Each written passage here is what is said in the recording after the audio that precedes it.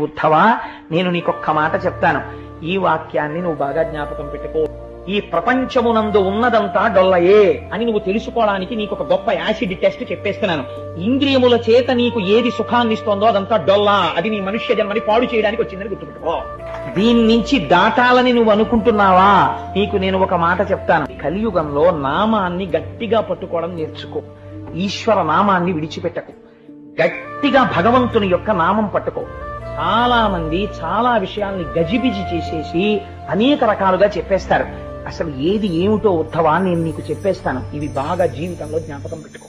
కాబట్టి మౌనము, ఇంద్రియ నిగ్రహము, జపము, తపస్సు, మంత్రమును అనుష్ఠానము చేయుట, భగవన్మూర్తి ముందు కూర్చొనుట, ఈశ్వరుణ్ణి సేవించుట, ఎవరు వీటిని పాటించడం మొదలు పెట్టారో వాళ్ళు మెట్లెక్కడం మొదలు పెట్టేస్తారు. ఉద్ధవా జ్ఞాపకం పెట్టుకో. కాబట్టి మౌనము, జపము, తపము, నామము, పూజ ఇవి ప్రారంభించాలి. క్రమముగా దీని వలన నేనేమిస్తాను? ఇంద్రియములకు లొంగని స్థితిని ఇస్తాను.